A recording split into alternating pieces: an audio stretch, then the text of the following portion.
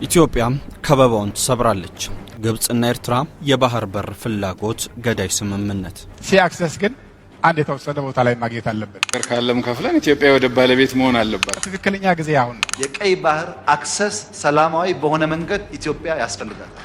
የቀይ ባህር ለኢትዮጵያ የህልውና ለአንዳንድ ሀገራት ደግሞ የስጋት ምንጭ ሆኖ ብቅ ካለ ወራት አልፈው ዓመታት ሊቆጠሩ ተቃርበዋል። የሌላውን ጥቅም ሳልጎዳ በቀይ ባህር ልጠቀም ያለችው ኢትዮጵያ ከተለያዩ አቅጣጫዎች የተለያዩ ግብረ መልሶችን እያገኘች ትገኛለች። የኢትዮጵያን ፍላጎት አናከብርም፣ ከኛ ውጪ የቀይ ባህርን ማንም አይነካም ያሉት ግብጽና ኤርትራ ካይሮ ላይ ተገናኝተው ቃል ኪዳን ፈጽመዋል። ሰላም ጤና ይስጥልኝ የተከበራችሁ የሰሞንኛ ቤተሰቦች እንደምን አላችሁ? ግብጽና ኤርትራ ዳግም ኢትዮጵያ ላይ ከባድ ሴራን ጎንጉነዋል። ሁለቱ ሀገራት ኢትዮጵያ ላይ ያሰሩት ሴራ ምንድነው? ኢትዮጵያስ ይሄን ሴራ እንዴት ታከሽፏለች? በዛሬው ጥንቅራችን ለነዚህ ጥያቄዎች ምላሽን እየሰጠን ስለ ቀይ ባህር ጉዳይ እናነሳለን። እስከ ፍጻሜው አብራችሁን ቆዩ። ኤርትራና ግብጽ ኢትዮጵያ የቀይ ባህርን ውሃ አንዲት ማንኪያ እንኳን አትነካትም፣ ምትነካ ከሆነም በእኛ ወታደሮች ሬሳ ላይ በመረማመድ ይሆናል ብለው ከፍተኛ ሴራ የያዘ ስምምነትን መፈጸማቸው ተረጋግጧል። ሁለቱ ሀገራት ኢትዮጵያን ይገላል፣ የቀይ ባህር ህልሟንም ያጨናግፋል ያሉትን ይሄን እቅድ ለማስፈጸምም ሶስት ዋና ዋና ጉዳዮችን በእቅድነት አስቀምጠዋል። የመጀመሪያው የቀይ ባህር እምብርት በሆነው ባብ ኤልማንዴብ ላይ የጋራ የባህር ኃይል በማስቀመጥ አካባቢውን መቆጣጠር ነው። ሁለተኛው ደግሞ በሩሲያ እገዛም የኤርትራን ባህር ኃይል በከፍተኛ ሁኔታ በማስታጠቅ ኢትዮጵያ ቋምጣለታለች የተባለውን የአሰብ ወደብ ሙሉ ለሙሉ መዝጋት ነው። ሶስተኛውና በግብጽ በኩል ይፈጸማል ተብሎ የተቀመጠው ሐሳብ ኢትዮጵያን ከቀይ ባህር ስብሰባዎች ማስወጣት እንዲሁም በተባበሩት መንግስታት ድርጅት ውስጥ የግብጽን ረጅም እጅ በመጠቀም ኢትዮጵያን በዓለም አቀፍ ደረጃ ማግለል ናቸው። የቅዱ ዋና ጠንሳሽ የሆነችው ኤርትራም ትልቅ ባለስልጣን በቅርቡ ባደረጉት ንግግር ላይ ኢትዮጵያ የቀይ ባህርን ፈጽመው አትነካትም ሲሉ የሚሰሙበት ድምፅ በድብቅ የተቀዳ ወጥቷል። ኢትዮጵያም ከበባውን ለመስበር ምን ታደርጋለች? 1. በሶማሊያና ሶማሌላንድ በኩል መውጣት። ከቱርክ መንግስት የተገኙት ባይራክታር ድሮኖች በቅርቡ ከሶማሌላንድ ባርቤራ ወደብ አካባቢ በመነሳት በቀይ ባህር ቅኝት እያደረጉ የሚያሳይ የሳተላይት ምስል ወጥቷል። እነዚህ ድሮኖች እቅድ በማክሸፍ ትልቅ ሚና ቢኖራቸውም ተጨማሪ ግጭት እንዳይፈጥሩም ያሰጋል። ነገር ግን ኢትዮጵያ ይሄን ስታደርግ እንደው ዝም ብላ ሳይሆን ከጀርባ ያለውን አጥንታ የራሷንም አቅም አጠናክራ ነው። በተለይም ኤርትራና ግብጽ በአንድ ላይ መሰለፋቸውን የተመለከተችው ቱርክ በሶማሊያ በኩል አድርጋ ከኢትዮጵያ ጎን መሆኗን እያስመሰከረች ነው። 2. በሲዩዝ ካናል በኩል መበቀል። ኢትዮጵያ ከዓመታት በፊት የኢትዮጵያን ህዳሴ ግድብ ስራ ስትጀምር ዋነኛ ፍላጎቷም ለሀገሯ ሕዝብ የኤሌክትሪክ ኃይል ማስገኘት ነው በሚል ቢሆንም የህዳሴው ግድብ ግን በዓመታት ውስጥ ከፍተኛ ውሃን አጠራቅሞ የተቀባበለ ጥይት ሆኗል። ከኢትዮጵያ የሚጠበቀውም የግድቡን ውሃ ወደ ግብጽ ለቀቅ ማድረግ ነው። የውሃ እጥረት ገጠመኝ በማለት ስታለቃቅስ የነበረችው ግብጽ በከፍተኛ ጎርፍ መጥለቅለቋ አይቀሬ የሆነና እንደ ሀገር መቀጠሏም ህልውና ውስጥ ይገባል።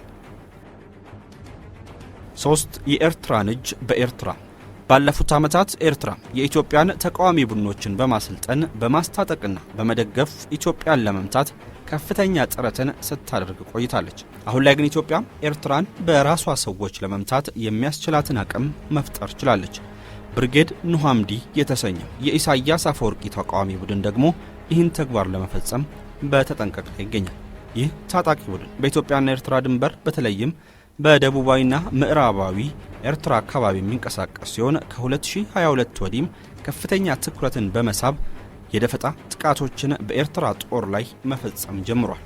ከኤርትራ ጦር ጋር ፊት ለፊት ገጥሞ የመዋጋት አቅሙ ላይ ያልደረሰው ታጣቂ ቡድኑ በብዛት ከኤርትራ በተሰደዱና የቀድሞ የኤርትራ ጦር አባላት በነበሩ ወጣቶች የተመሰረተ ሲሆን ሞርታር፣ አርፒጂና ኤኬ 47 የመሳሰሉ መሳሪያዎችንም ታጥቋል። በአሁኑ ጊዜም ከ1500 በላይ ወታደሮች አሉት የሚባለው ታጣቂ ቡድኑ በቂ ትጥቅ ካገኘ የኤርትራን መንግስት የማስጨነቅ አቅምን ተላብሷል። የኢትዮጵያ መንግስት በይፋ ለታጣቂ ቡድኑ ያለውን ድጋፍ ባይገልጽም ለታጣቂ ቡድኑ መሳሪያን በመስጠት ምግብ በማቅረብና የተጎዱ ታጣቂዎችን በማከብ ድጋፉን አሳይቷል።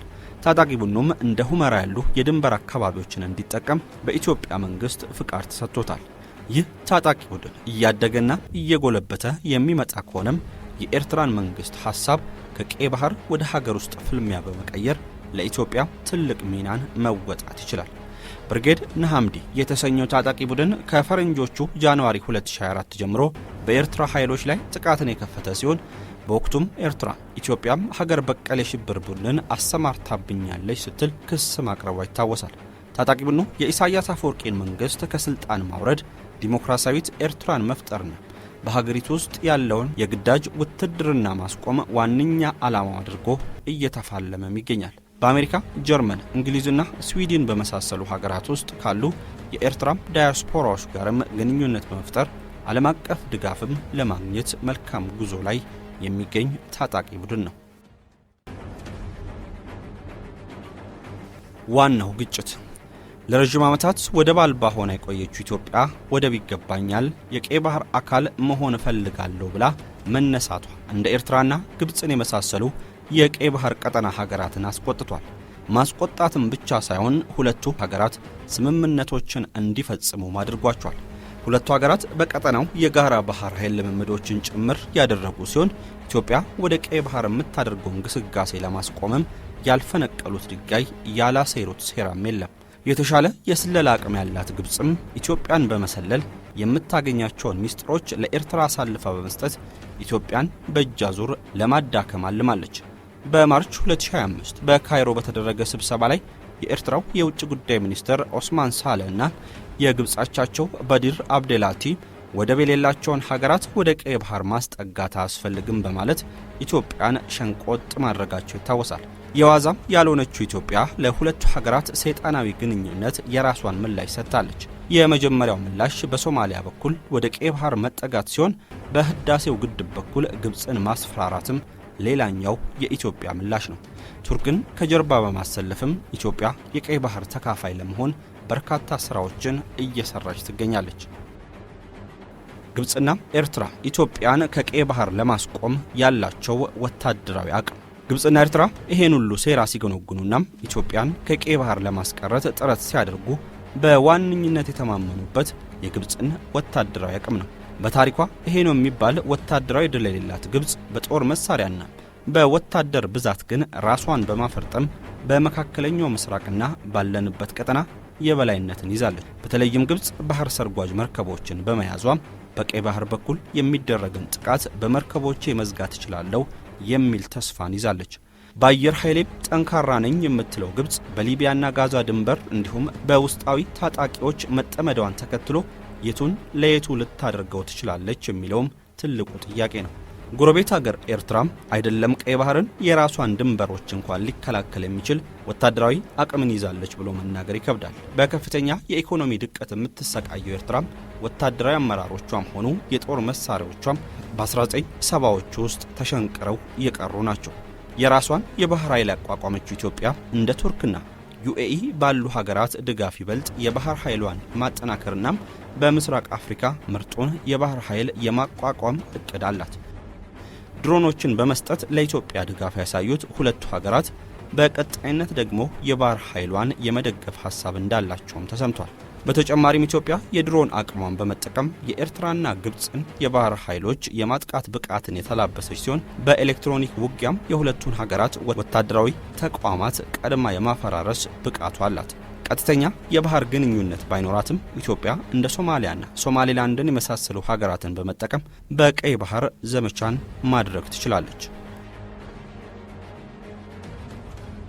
በመጨረሻም ይሄን እንበል፣ የቀይ ባህር ጉዳይ የወደብ አሊያም የውሃ ጉዳይ አይደለም። የቀይ ባህር ጉዳይ የአፍሪካ ቀንድን የመቆጣጠር ጉዳይ ነው። ለዘመናት ያለ ወደብ የኖረችው ኢትዮጵያም አሁን ወደብ ያስፈልገኛል የሚል ትውልድን ፈጥራለች። ታዲያ ኢትዮጵያ ወደብ ከፈለገች የኤርትራና ግብፅን ከበባ በኃይል መስበር የግድ ይላታል። ውድ የሰሞነኛ ቤተሰቦች ኢትዮጵያ የሁለቱንም ከበባ መስበር ትችላለች ወይ የሚለውን ጥያቄ ለእናንተን ሰንዝር። አዎ ትችላለች ከሆነም 1 ቁጥርን፣ አይ አትችልም ካላችሁ ደግሞ 2 ቁጥርን በመጻፍ አስተያየታችሁን አጋሩ። ሰላም ለሀገራችን እያለን የዛሬውን በዚያ በቃን። ሰናይ ጊዜ